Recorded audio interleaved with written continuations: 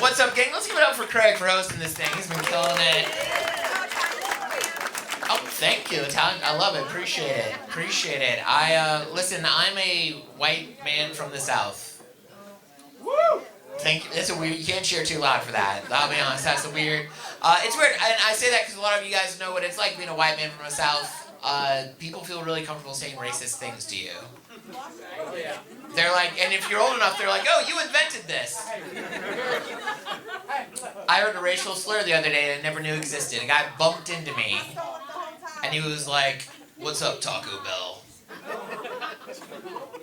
And I was like, excuse me, I'm Italian, it's Papa John's to you, okay?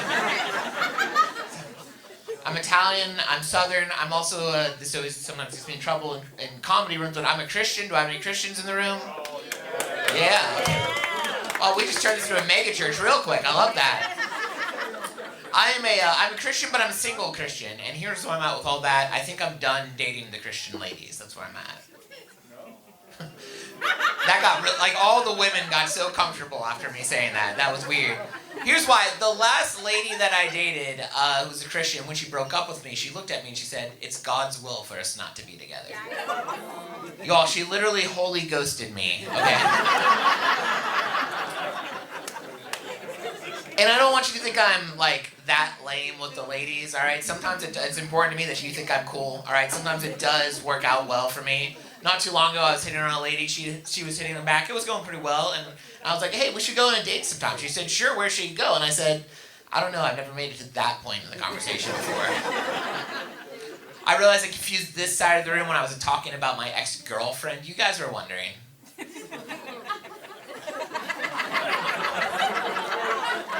I know.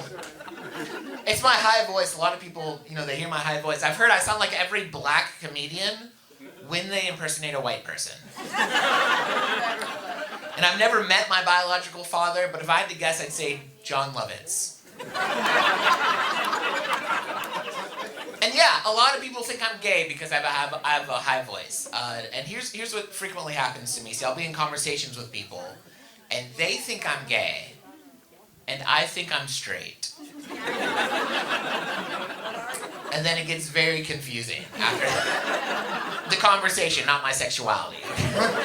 So like a while back, I'll give you guys some inside baseball and stand-up comedy. If you're ever hosting at a comedy club like the Caravan, like your dream as the host is that the headliner is so enamored with you that they come up to you after the show and like, you, come on the road with me. That's like the goal, that's the dream. A few months ago, it almost happened to me, y'all. I was performing in Chattanooga, Tennessee. The headliner was enamored with my set. Spoiler alert, just like you 5 minutes ago, she thought I was gay, all right?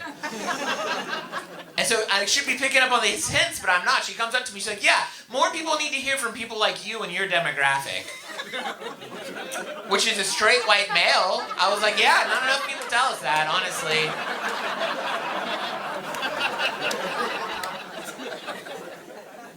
Now, she was an older woman, like, really old, like the first comedian that ever invented. Like, she invented comedy, I think, honestly. So there's a language barrier. So she said something to me that I'd never heard before, and I'm going to ask the Caravan if you guys have ever heard this. She looked at me and she said, hey, are you part of the family? Do we know what this means, anyone here? It's okay if you don't. I didn't. I'll give you guys a short history lesson. Back in the 1400s or whenever this lady was from, you couldn't openly talk about sexuality. So if you were gay, if you wanted to know someone else was gay, you'd say, are you part of the family? And if they were gay, they'd say yes, and you could openly talk about it. I didn't know that was a thing. When she asked if I was part of the family, I thought she was asking if I was Italian. And I was like, yeah, when you're here, you're family.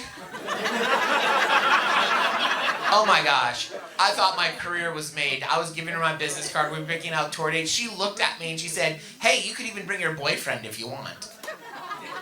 Honestly, I was flattered that she looked at this and assumed I had a boyfriend. And then I was like, okay, well, this has gone long enough. So I told her, I was like, oh, I'm sorry, I'm not gay. And she instantly lost interest in me. Not the first time that's happened with the ladies, if I'm being honest. That's the reaction we go for, jokes right there, the sad. No, well, she gave me my business card back and she said, call me when you suck a dick and I'll take you home. And you all, we're going on tour next week, and I need you guys My name's Drew Davis. You got